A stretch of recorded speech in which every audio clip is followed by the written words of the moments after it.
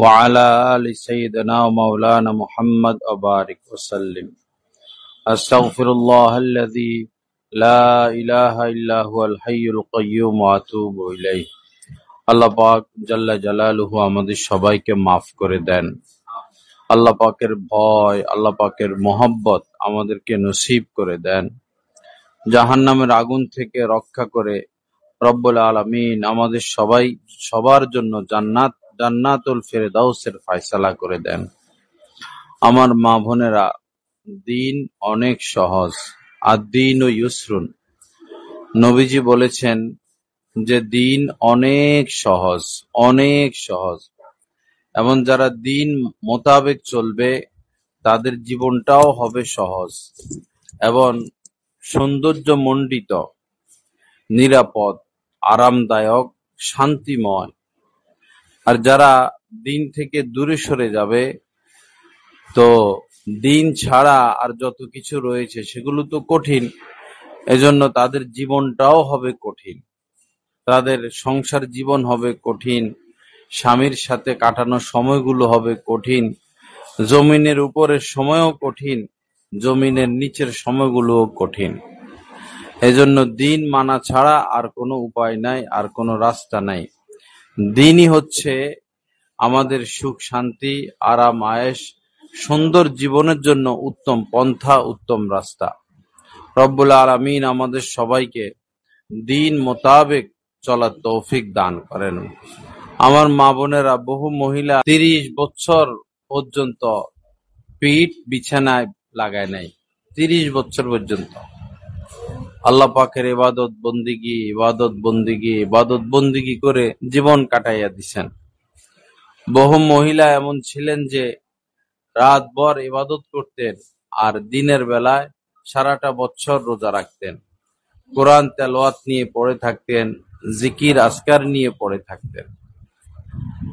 এই সময় এসে আমরা ঘর সংসার, ছেলে মেয়ে, স্বামী, দুনিয়া আখেরাত, পাক শাক, এগুলো নিয়ে আমরা ব্যস্ত হয়ে পড়েছি।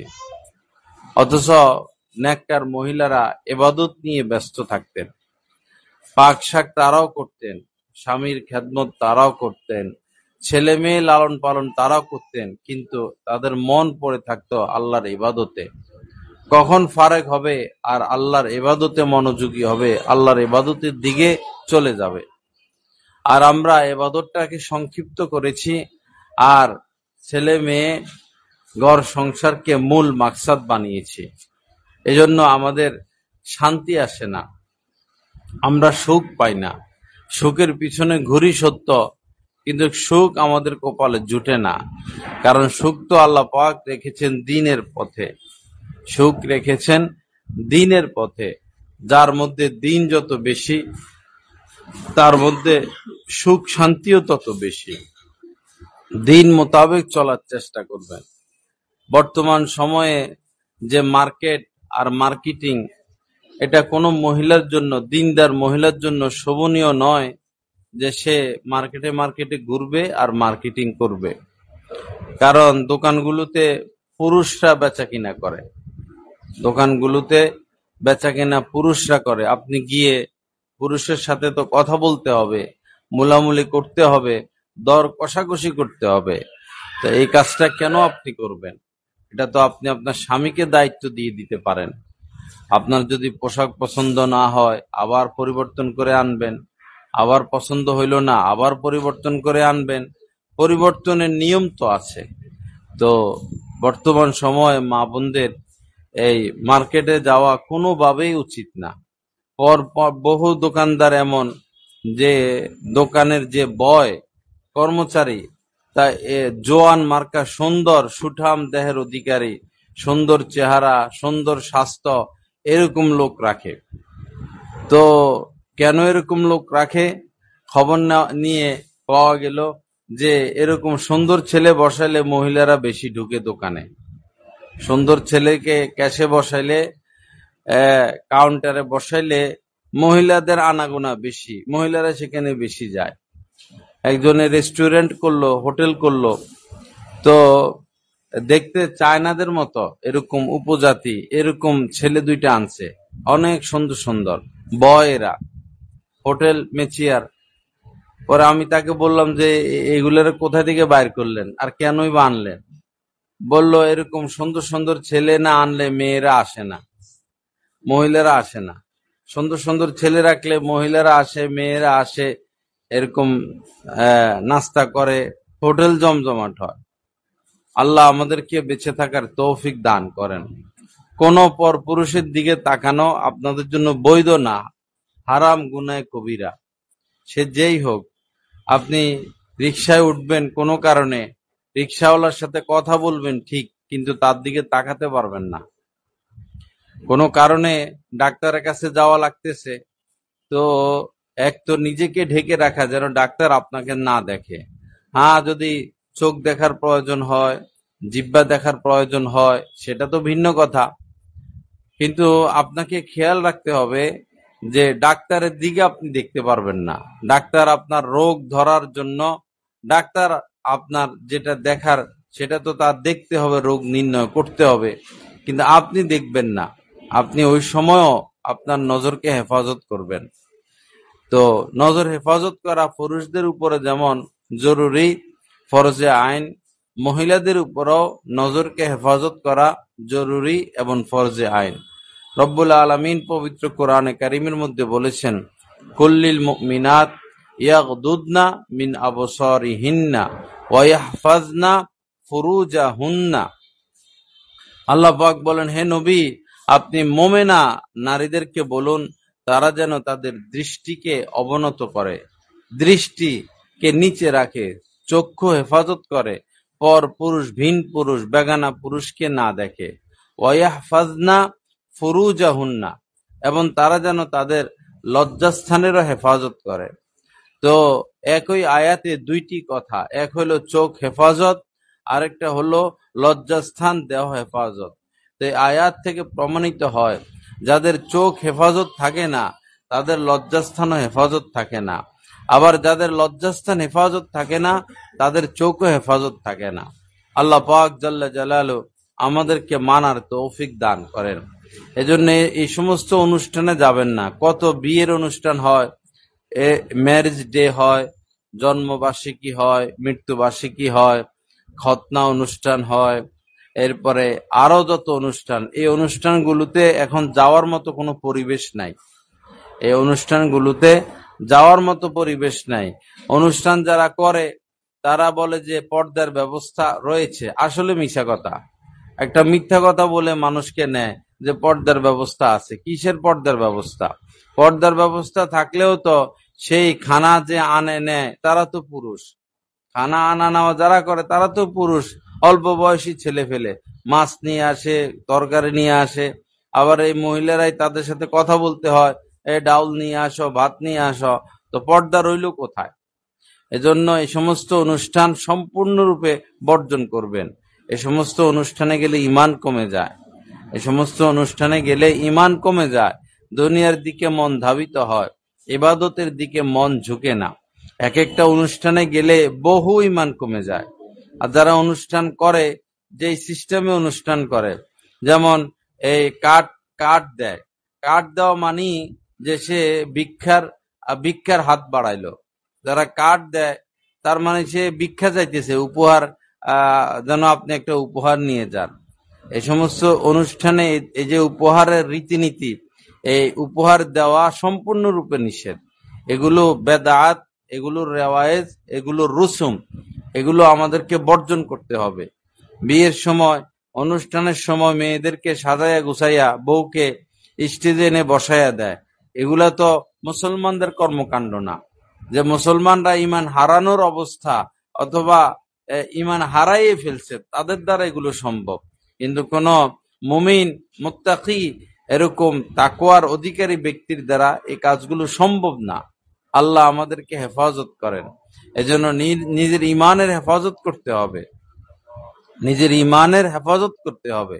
যার সাথে কথা বললে ইমান কমে যায়, যে মহিলার সাথে মিশলে ইমান কমে যায়, যে মহিলা শুধু গীবত শেকায়েত করে, আজে বাজে কথা বলে, বাহিরের কথা বলে, ওই ঘরের লোক আয়সা, ওই ঘরের লোকের আয়সা খবর দেয়, সেই ঘরের লোকের খবর দেয়, এই সমস্ত মহিলাদের সাথে মিশবেন না, কথা বলবেন না।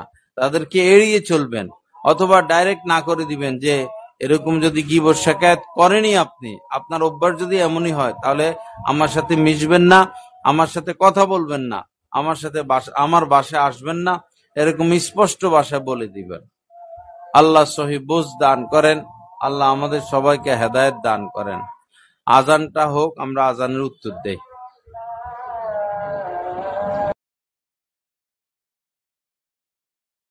سيدنا مولانا محمد وعلى آل سيدنا مولانا محمد وبارك وسلم। মহিলাদের দিন ঈমান ধ্বংসের সবচেয়ে বড় কারণ হচ্ছে মহিলাদের মধ্যে যে রোগগুলো, বেশি কথা বলা এবং গীবত করা এবং অকৃতজ্ঞতা।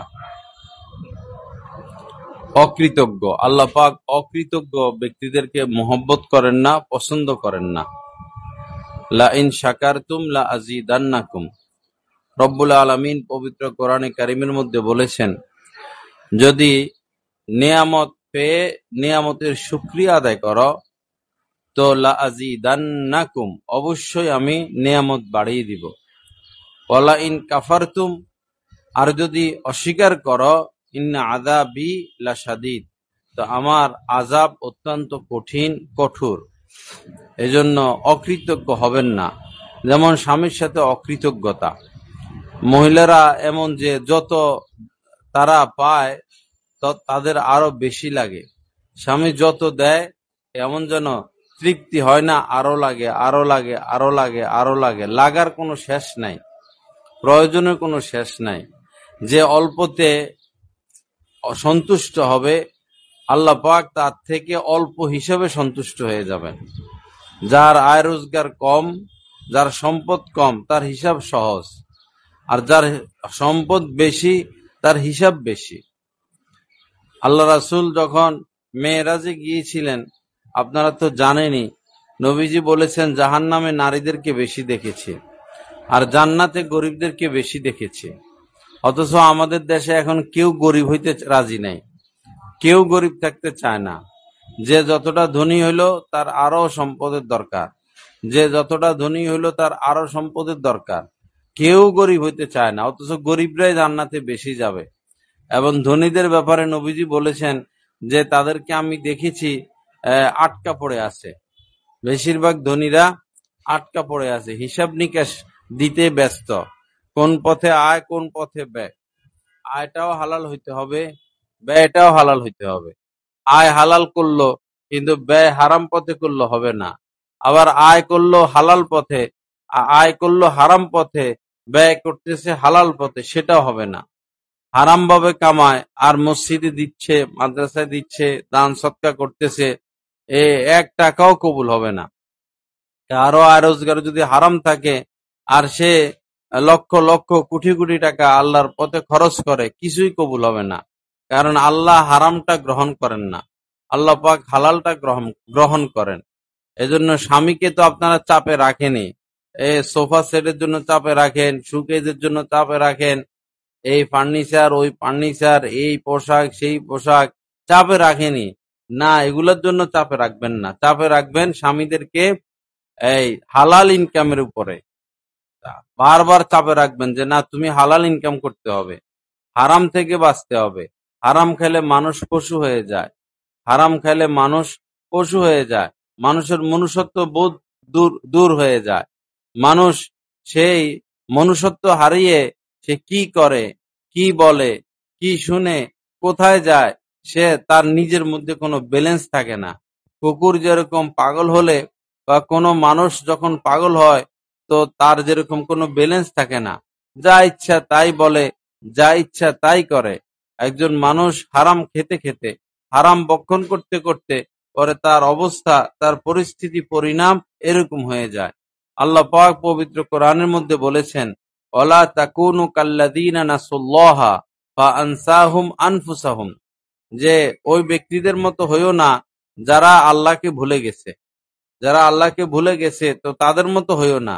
ফলে কি হয়, ফলে পরিস্থিতি এমন হয় সে নিজেকে নিজে ভুলে যায়, সে নিজেকে নিজে ভুলে যায়, কি করে, কি বলে, কই যায়, ছুটাছুটি, এমনও লোক আছে যে যে কোনো মুহূর্তেই মারা যাবে, যে কোনো মুহূর্তে মারা যাবে। তার ছেলে মেয়ে কাহারও আর সম্পদের প্রয়োজন নাই, সবাই ব্যক্তিগত ব্যবসা বাণিজ্য নিয়ে ব্যস্ত। এই বুড়া লোকটা এখন যে কোনো সময় মারা যাবে, সে এখনো সম্পদ ইনকাম নিয়ে দৌড়াদৌড়ি করে। ভাই, আপনার সম্পদ খাবে কে? আপনার সম্পদ নিবে কে? কার জন্য আপনি কামাইতেছেন? আমাদের আমি ঢাকা ডেমরায় 2 বছর ছিলাম। পরে সেখানে একজন মুরব্বী মানুষ সপ্তাহে একবার মসজিদে আসতো, এসে মাথাটাকে নিচে দিয়ে বসে থাকতো কিছুক্ষণ। তো পরে জানতে পারলাম যে ডেমরার রোডের আশপাশে বড় বড় কল কারখানা যা আছে সবগুলোর মালিক সে। কত টাকার মালিক সে নিজেও জানে না। বুড়ো হয়ে গেছে, তার কোনো সন্তান নাই, একটা মাত্র মেয়ে পালছে পালক, তাও এটা বিয়ে শাদী হয়ে গেছে, সে বুড়ো হয়ে গেছে। তো সে কত সম্পদ, এই পাশে ফ্যাক্টরি, ওই পাশে ফ্যাক্টরি, এই শেষ জীবনেও সে শুধু সম্পত্তি, আরো কেমনে ফ্যাক্টরি বাড়ানো যায়, আরো কেমনে টাকা পয়সা বাড়ানো যায়। অথচ সে চিন্তা করে না যে আমার তো আওলাদ নাই, আমার সন্তান নাই। যদি সে 1000 বছর হায়াত পায়, তার সম্পদ খেয়েতে শেষ করতে পারবে না, খরচ করে শেষ করতে পারবে না। অথচ সে যে কোনো মুহূর্তে চলে যাবে, বুড়া হয়ে গেছে, এখনো নামাজ পড়ে না, এখনো দাড়ি রাখে না, এখনো হজ করে না, এখনো রোজা রাখে না, এখনো হালাল পথে চলে না, এখনো আল্লাহকে ডাকে না, এখনো শুধু সে ডলার গণা নিয়ে ব্যস্ত।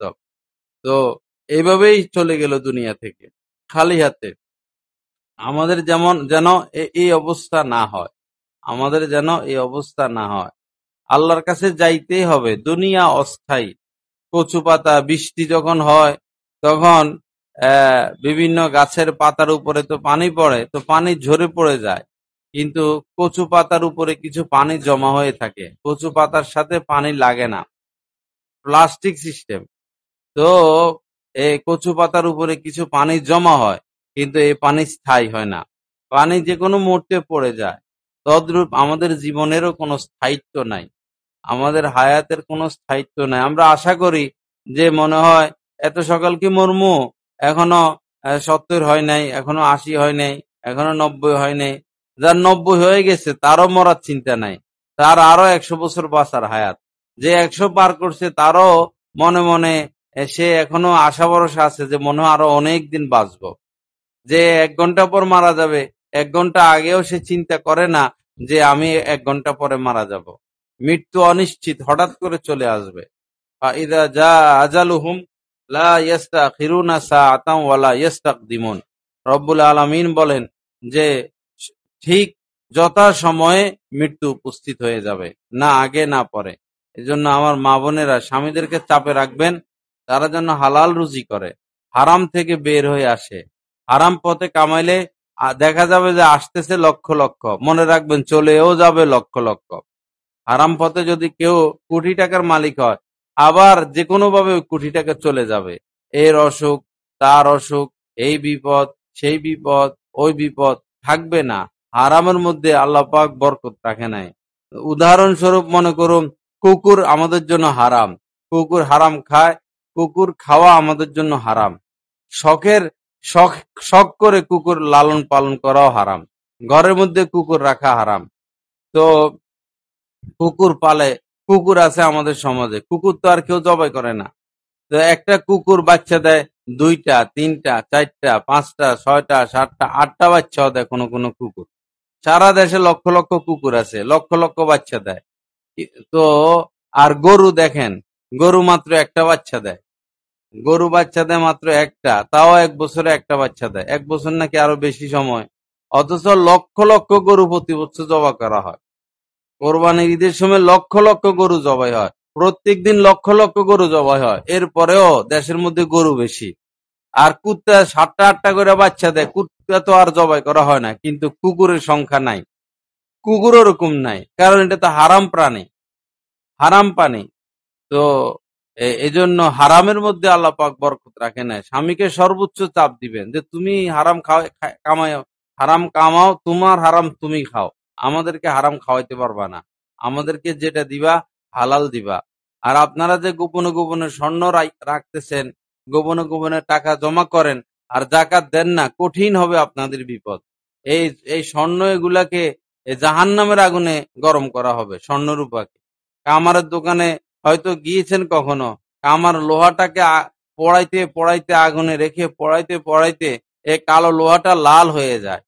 কামারে ওই লোহাটা আগুনে পড়াইতে পড়াইতে কয়লার মধ্যে লাল হইয়া যায়, পরে এই লোহাটারে পিটা শুরু করে। জাহান্নামের আগুনে আপনার এই স্বর্ণরূপা এইরকম গরম করা হবে, এরপরে সেঁক লাগানো হবে কপালে, পাজরে, পিঠে পিঠে আর বলা হবে যে এটা ওই স্বর্ণ যেটা তুমি সঞ্চয় করেছো আর জাকাত দাও নাই। এটা ওই স্বর্ণ যেটা সঞ্চয় করেছো, জাকাত দাও নাই। এজন্য অতিরিক্ত স্বর্ণের কি প্রয়োজন, অতিরিক্ত সম্পদের কি প্রয়োজন, অতিরিক্ত পোশাকের কি প্রয়োজন। এক এক মহিলা আছে এমন, আলমারি খুললে দেখা যাবে যে 100টা থ্রি পিস, 200টা শাড়ি, জুতা আছে 10-20টা, ব্যাগ আছে 30-40টা। এগুলা অপচয়, এইদিকে মন দিবেন না। ব্যাগ একটা থাকলে হয়, জুতা 2 জোড়া থাকলে হয়, কানের দুল 1 জোড়া থাকলে হয়, চুড়ি 2টা থাকলে হয়, গলার চেন একটা থাকলে হয়। এর বাড়তি কি প্রয়োজন? আল্লাহ রাসূলের স্ত্রীগণ দুনিয়ার শ্রেষ্ঠ নারী। আল্লাহ রাসূলের স্ত্রীগণদের কোনো স্বর্ণ ছিল না, কোনো গহনা ছিল না, ছোট ছোট ঘর, একদম ছোট ছোট ঘর, পিচ্ছি পিচ্ছি ঘর। তো তারা তো জান্নাতের রাজা, তারা জান্নাতের রাজা। আমরা দুনিয়াতে এই সম্পদের পিছনে মন লাগাই, না দুনিয়ার শান্তি পাবো না আখিরাতের শান্তি পাবো। আল্লাহ পাক সহি বুঝ দান করেন। যত কষ্ট হোক 5 ওয়াক্ত নামাজ পড়বেন, নামাজ যেন কোনোভাবে না ছুটে। 5 ওয়াক্ত নামাজ পড়বেন, স্বামীদেরকে নামাজ পড়াবেন। অনেক সময় দেখা যায় যে স্বামীরা অলস, নামাজ পড়তে চায় না, তো বুঝাইয়া সামজাইয়া খাতির লাগাইয়া তাদেরকে নামাজি বানাবেন, তাদেরকে কোনো আল্লাহ সোহবতে পাঠাবেন, তাদেরকে দাঁড়িয়ে রাখতে বলবেন, তাদেরকে কোরআন তেলাওয়াত করতে বলবেন, ভালো কোনো মসজিদে গিয়ে জুমা পড়তে বলবেন। আপনার স্বামী যদি নামাজি হয়, আলেমদের সাথে উঠা বসা করে, তো আপনার স্বামী আপনার সাথে ভালো আচরণ করবে, ভালো ব্যবহার করবে। আর স্বামী যদি নষ্টভ্রষ্ট হয়, নামাজ না পড়ে, মসজিদমুখী না হয়, আলেমুল আমাদের সোহবতে উঠা বসা না করে, তো দেখবেন একসময় আপনার স্বামী গাঁজা খাচ্ছে, মদ খাচ্ছে, হিরোইন খাচ্ছে, অন্য নারী নিয়ে চলাফেরা করে। স্বামী দিনদার হইলে অন্য নারীর সাথে সে উঠা বসা করবে না, সে পর্দা করবে। আর স্বামী যদি দিনদার না হয়, বদকার হয়, অবশ্যই সে ভিন্ন নারীর সাথে উঠা বসা করবে। মা বোনদের বুঝ কম, বুঝে না। অনেক মহিলা আছে স্বামীরে নামাজ পড়তে দেয় না, সন্তানকে নামাজ পড়তে দেয় না, কোরআন পড়তে দেয় না, মানে শুধু আমোদ প্রমোদ নিয়ে ব্যস্ত। মনে রাখবেন যে স্বামী দিন থেকে দূরে, এই স্বামী আপনার সাথে বেশি দিন থাকবে না। আপনার সাথে আছে সত্য, কিন্তু গোপনে গোপনে অন্য মহিলার সাথে সে সম্পর্ক রাখে, অন্য মহিলার সাথে আসা যাওয়া রাখে। কারণ আপনার স্বামী তো আল্লাহকে ভয় করে না। এজন্য স্বামীদেরকে চেষ্টা করবেন, বুঝাবেন যেন তাদের মধ্যে দিন আসে। হাদিস শরীফের মধ্যে এসেছে যে ওই নারীর উপরে আল্লাহ সন্তুষ্ট হয়ে যান, ও মহিলার উপরে আল্লাহ পাক সন্তুষ্ট হয়ে যান যে মহিলা যে এরকম শেষ রাত্রে উঠে উঠে উত্তম ভাবে উত্তম রূপে অজু করে, তাহাজ্জুদ পড়ে, আর স্বামীকে জাগিয়ে দেয়। স্বামী উঠতে চায় না, তো স্বামীর মুখে পানি ছিটিয়ে দেয়, অথবা যে কোনো কায়দায় স্বামীকে জাগিয়ে তোলে, স্বামীও নামাজ পড়ে। তো এই মহিলার উপরে আল্লাহ পাক সন্তুষ্ট হয়ে যান। আল্লাহ পাক জাল্লে জালালু আমাদের সবাইকে মাফ করেন, আল্লাহ পাক সহি বুঝ দান করেন। তো আমার মা বোনেরা, শান্তির দিনের মধ্যে আপনার মেয়ে আছে, মেয়েটাকে এখন থেকে তাকে হেফাজতে রাখার চেষ্টা করবেন। এখন থেকে তাকে হিজাব পরাবেন, এখন থেকে তাকে পায়জামা পরাবেন, এবং তার চাচতো ভাই, খালতো ভাই, মামতো ভাই, জ্যাঠতো ভাই, যাদের সাথে ভবিষ্যতে তার পর্দা করতে হবে, এরকম ছেলেদের কাছে আপনাদের মেয়েদের কোলে দিবেন না, খেলতে দিবেন না, আদর করতে দিবেন না। উঠতি বয়সের ছেলে পেলে যারা, এদের মাথা ঠিক নাই, মোবাইলে আজে বাজে জিনিস দেখে এদের রুচি নষ্ট হয়ে গেছে।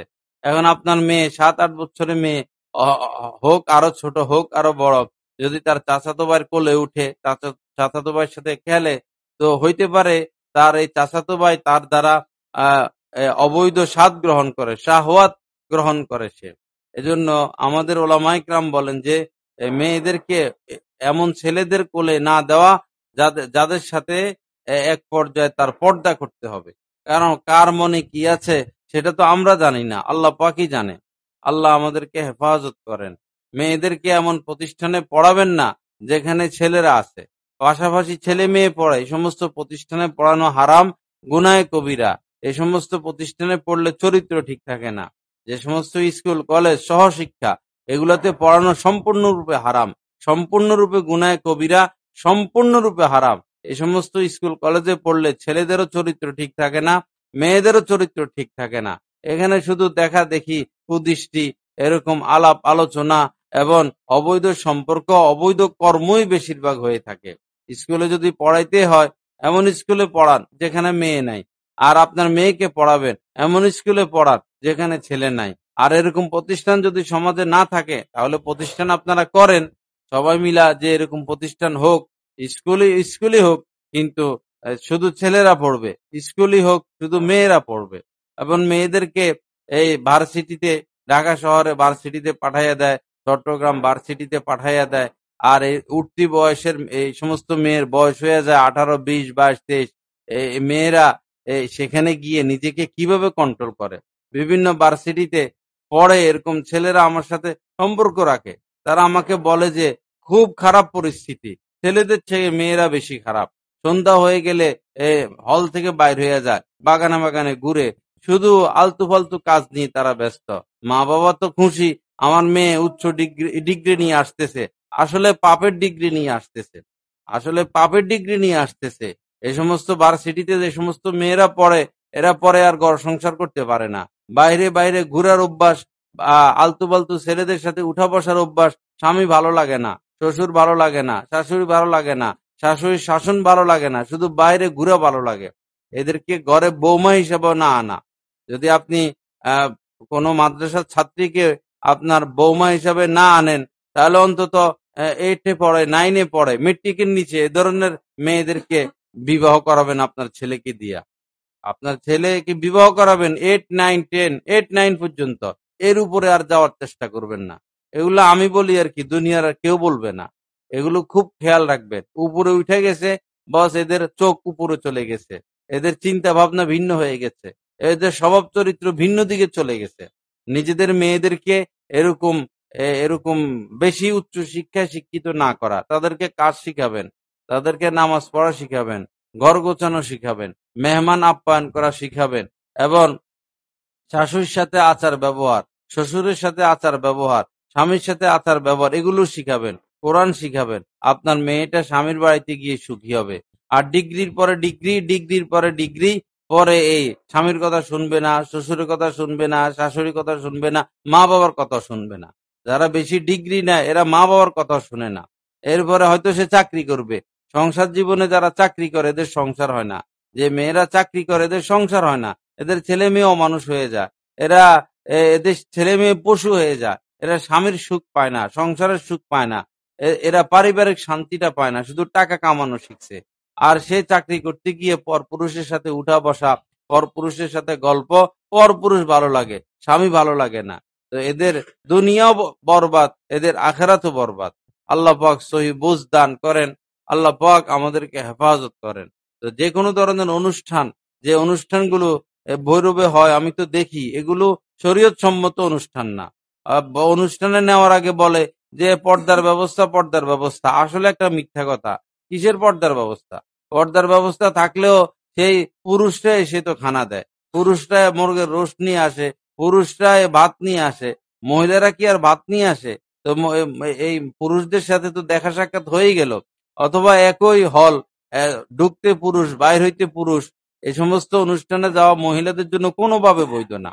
মেয়ে বিবাহ দিবেন, এমন ছেলে বিয়ের দিন মেয়ের বাড়িতে মেয়ের পক্ষ থেকে খাওয়া দাওয়ার অনুষ্ঠান শরীয়তে নিষেধ।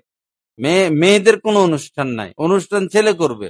ছেলের যদি যোগ্যতা থাকে ছেলে আকিকা করবে, আউলিমলাও বিশাতিন, ছেলে অলিমা করবে। নবীজি বলছেন একটা বকরি হলেও অলিমা করো, এটা ছেলের দায়িত্ব।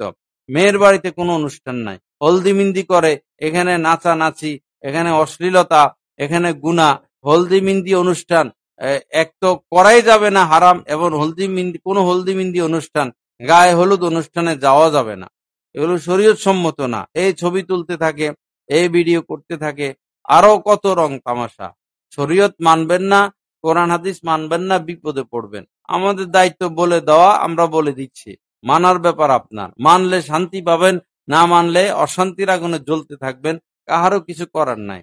আল্লাহ পাক সহি বুঝ দান করেন। আল্লাহ পাক আমাদেরকে কোরআন হাদিস মোতাবেক চলার তৌফিক দান করেন।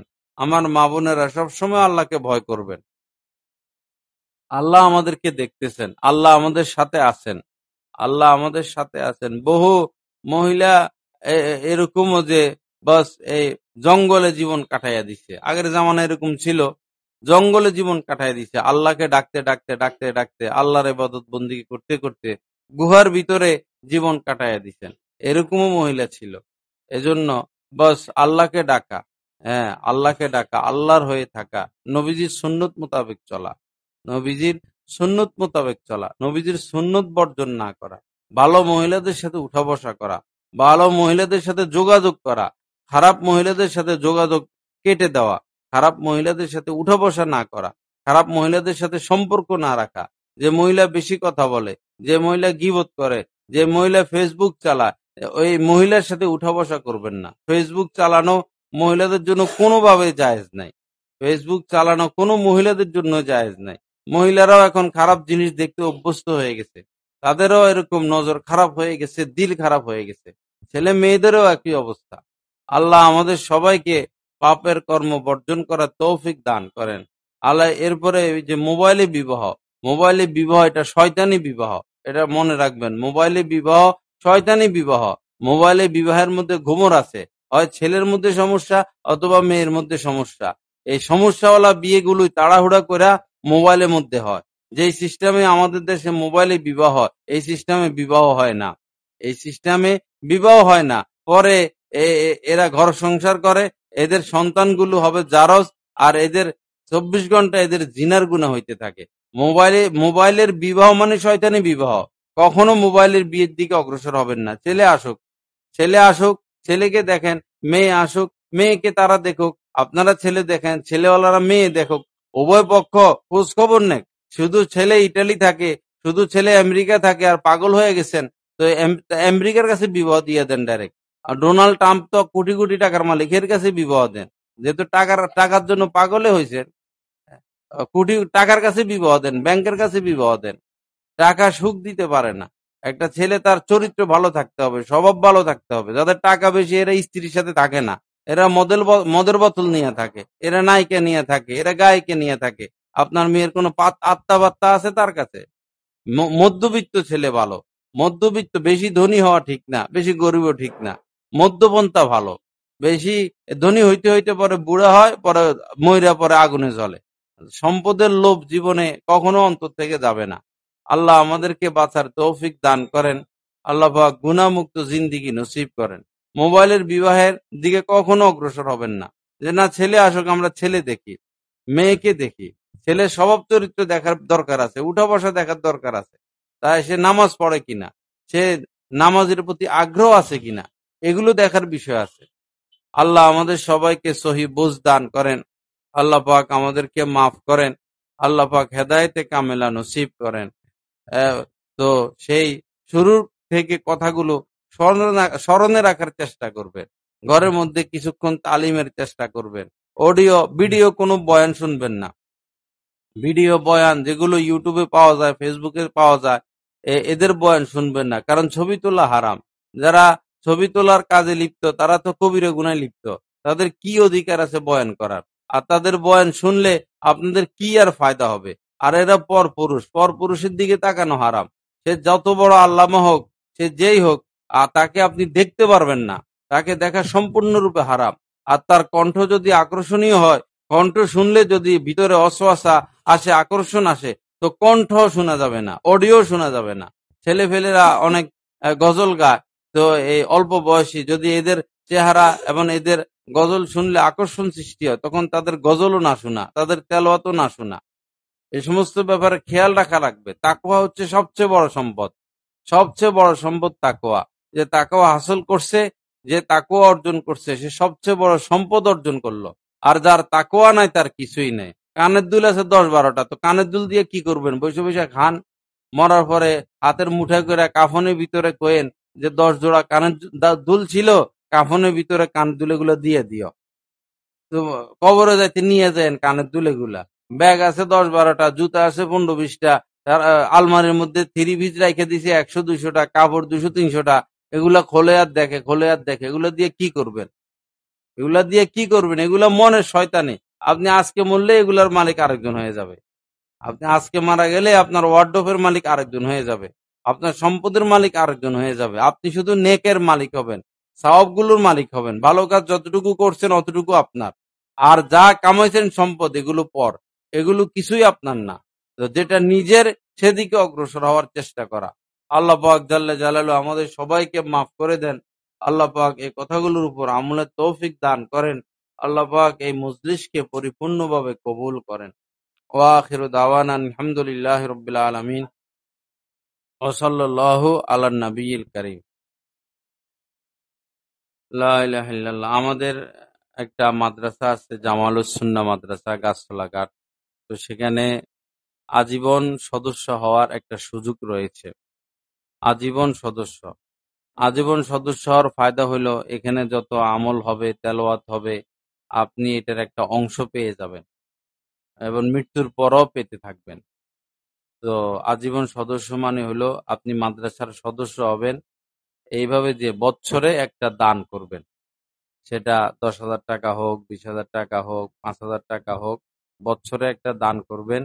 এই দানের মাধ্যমে আপনি আজীবন সদস্য হিসাবে থাকবেন। মাদ্রাসার রেজিস্ট্রি খাতে আপনার নাম থাকবে এবং আপনাকে মাদ্রাসার পক্ষ থেকে একটা কার্ড দেওয়া হবে। এই কার্ডটা আপনি ঘরে হেফাজতে রাখবেন। তো ইনশাল্লাহ আগামী আগামী মাসিক ইজতিমায় আপনাদেরকে ফরম দেওয়া হবে এবং আপনারা ফরম পূরণ করে জমা দিবেন এবং এই একটা অনুষ্ঠান করা হয়। একটা অনুষ্ঠান সম্ভবত আগামী মাসের 23 তারিখে পড়বে অনুষ্ঠানটা। আগামী মাসের 23 তারিখ রবিবার। ওই দিন অনুষ্ঠানটা হবে। তো যারা আমাদের এখানে আজীবন সদস্য হবেন, যারা ফরম সংগ্রহ করবেন এবং কত টাকা বছরে দিবেন এটাও উল্লেখ করবেন, নিজের নাম, ঠিকানা, স্বামীর মোবাইল নাম্বারটাও দিয়ে দিবেন। আল্লাহ পাক আমাদেরকে দ্বীনী প্রতিষ্ঠানের সাথে লেগে থাকার তৌফিক দান করেন। ফরম আনছো? ফরম সাথে আছে। যারা সদস্য হবেন ফরম নিয়ে যাবেন। আগামী মাসে যখন আবার আসবেন, তো আসতে ফরমটা নিয়ে আসবেন, অথবা আমাদের সজীব ভাইয়ের বাসায় ফরমটা পৌঁছায় দিলেও আমরা পেয়ে যাব। যারা বয়ান শুনেন নিয়মিত সবাই সদস্য হওয়ার চেষ্টা করবেন এবং আপনাদের আত্মীয় স্বজন যারা আছে তাদেরকেও সদস্য বানাবেন। প্রয়োজনে ঘরের সবাই যেন সদস্য হয়। সর্বনিম্ন হচ্ছে 2,000 টাকা। তো ঘরে যদি 5 জন সদস্য হয়, 500 জন সদস্য হইতে পারে। এর দ্বারা ঘরের মধ্যে বরকত আসবে, আয় রোজগারে বরকত আসবে এবং যে কোনো পেরেশানি, অস্থিরতা থেকে আল্লাহ পাক হেফাজত করবেন। এবং যারা আজীবন সদস্য হয় তাদের জন্য সবসময় দোয়া হয় মাদ্রাসার মধ্যে। যারা আজীবন সদস্য সবসময় দোয়া হয় এবং দিন ও রাত যত আমল করা হয় এই আমলের সওয়াবও তারা আপনাতে পেতে থাকে।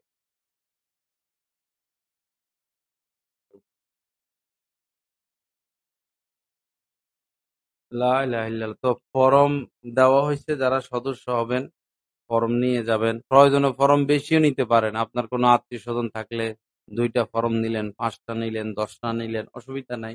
সবাইকে সদস্য বানাইলেন, সবাই সদস্য হইল। ঘরের এমনও আছে পরিবার যে ঘরের সবাই সদস্য।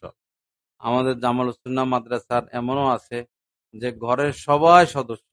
3 ছেলে, 3ও ছেলে সদস্য, 2 মেয়ে, দোনো মেয়ে সদস্য, স্বামীও সদস্য, স্ত্রীর সদস্য, শ্বশুর শাশুড়ির সদস্য। অল্প অল্প দিয়ে সদস্য হয়।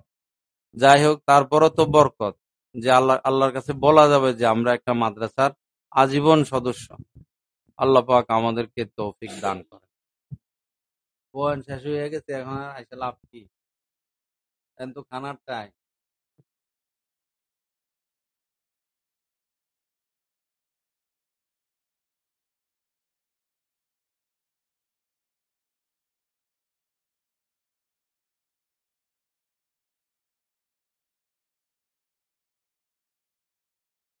لا إله إلا هو الحي القيوم وأتوب إليه اللهم صل على سيدنا ومولانا محمد ওয়ালা আলি সাইয়্যিদিনা মাওলানা মুহাম্মদ ওয়া বারিক ওয়াসাল্লিম। যারা সদস্য হবেন আগামী মাসের 23 তারিখে আমাদের মাদ্রাসায় অনুষ্ঠান শুধু মহিলাদেরকে নিয়ে সকাল 11টা থেকে সেখানে উপস্থিত হবেন। সেখানে কিছু বয়ান হবে, নসিহত হবে, দোয়া মোনাজাত হবে এবং যারা সদস্য হবে তাদের খাবারেরও সেখানে ব্যবস্থা থাকবে। নিজেরাও সদস্য হবেন এবং আত্মীয় স্বজনকেও সদস্য বানানোর ফিকির করবেন। আলহামদুলিল্লাহ অনেক মহিলা আমাদের সদস্য আছে, মনে হয় 200-র উপরে মহিলা আছে আমাদের সদস্য। এবং মহিলারা একজন সদস্য হয়ে আরো 2জন বানায়, যে আমি সদস্য হয়েছি, আমার মেয়েকে বানায়, আমার বোনকে বানায়, আমার বান্ধবীকে বানায়, ফরম দিয়ে যায় এবং সদস্য বানায়। তো ফরমের মধ্যে ঠিকানাটা সুন্দর করে লিখবেন যেন আমরা পরবর্তীতে যোগাযোগ করতে পারি। বানানগুলো শুদ্ধ করে লিখবেন। তখন একটা কার্ড মাদ্রাসার পক্ষ থেকে আপনাদেরকে দেওয়া হবে, আপনার নাম ঠিকানা সহ। এটা ঘরের মধ্যে হেফাজতে রাখবেন। লা ইলাহা ইল্লাল্লাহ, আলহামদুলিল্লাহি রাব্বিল আলামিন, আসসালাতু ওয়াসসালামু আলা সাইয়্যিদিল মুরসালিন ওয়া আলা আলিহি ওয়া আসহাবিহি আজমাইন। রব্বানা যালামনা আনফুসানা ওয়া ইল্লাম তাগফির লানা ওয়া তারহামনা লানাকুনান্না মিনাল খাসিরিন। রব্বিগফির ওয়ারহাম ওয়া আনতা খায়রুর রাহিমিন। রব্বিগফির ওয়ারহাম ওয়া আনতা খায়রুর রাহিমিন। আল্লাহ আপনি আমাদেরকে মাফ করে দেন। আল্লাহ আমাদের গুনাহগুলো মাফ করে দেন। আমাদের সীমা লঙ্ঘন মাফ করে দেন। আমাদের জুলুম অবিচার মাফ করে দেন। আল্লাহ দিন থেকে ছিটকে পড়া থেকে আমাদেরকে হেফাজত করেন। আল্লাহ ঈমান হারা হওয়া থেকে হেফাজত করেন। কত নামাজি ঈমান হারা হয়ে যায়, কত দিনদার ঈমান হারা হয়ে যায়, কত আলেম মানুষ দেখা যায়, আলেম মানুষ দাওরা হাদিস পাস তারাও এরকম ঈমান হারা হয়ে যায়। আয় আল্লাহ আমাদেরকে ঈমান হারা হওয়া থেকে হেফাজত করিয়েন। আল্লাহ দিন হারা হওয়া থেকে হেফাজত করিয়েন। আমাদের স্ত্রী সন্তান সবাইকে এরকম এরকম নাস্তিক হওয়া, দিন হারা থেকে, দিন দিন থেকে ছিটকে পড়া থেকে আপনি হেফাজত করিয়েন। আল্লাহ আজকের এই বয়ানকে আপনি কবুল করেন। যত মা বোনেরা এখানে এসেছেন সবাইকে আপনি ইসলাহ নসিব করেন। সবাইকে গুনাহ থেকে বেঁচে থাকার তৌফিক দিয়া দেন।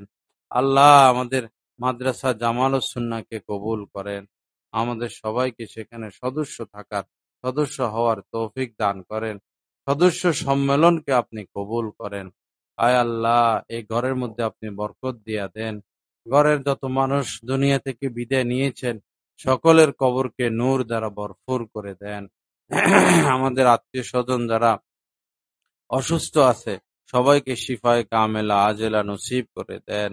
আল্লাহ আমাদের আত্মীয় স্বজন, বন্ধু বান্ধব, মুহিব্বিন, মুতাআল্লিকিন, দোস্ত হাবাব যারা দুনিয়া থেকে বিদায় নিয়েছেন আল্লাহ তাদেরকে আপনি মাফ করে দেন। তাদের কবরকে নূর দ্বারা ভরপুর করে দেন। আমাদেরকে দ্বীনের খেদমত করার তৌফিক দান করেন। দ্বীনের সাথে লেগে থাকার তৌফিক দান করেন। আয় আল্লাহ আমার সকল দোস্ত আহবাবদের আয় রোজগারে বরকত দান করেন। তাকওয়া তহারাতের মধ্যে বরকত দান করেন। গুনাহ থেকে বেঁচে থাকার তৌফিক দান করেন। ঋণগুলো পরিশোধের ব্যবস্থা করে দেন। যত মা বোনেরা এখানে এসেছেন তাদের মনের যত দুঃখ কষ্ট আছে দয়া করে মনের দুঃখ কষ্টগুলো দূর করে দেন। এই ভৈরবের মধ্যে আপনি দ্বীন কায়েম করে দেন। ভৈরবের সকল মহিলাদেরকে পর্দার তৌফিক দিয়া দেন। পর্দার পরিবেশ আপনি কায়েম করে দেন। আল্লাহ আমাদের সন্তানদেরকে দ্বীন শিখানোর তৌফিক দিয়া দেন। সুবহান রাব্বিকা রাব্বিল ইজ্জাতি আম্মা ইয়াসিফুন ওয়া সালামুন আলাল মুরসালিন ওয়ালহামদুলিল্লাহি রাব্বিল আলামিন। আমিন বিরহমাতিকা ইয়া আরহামার রাহিমিন। আল্লাহ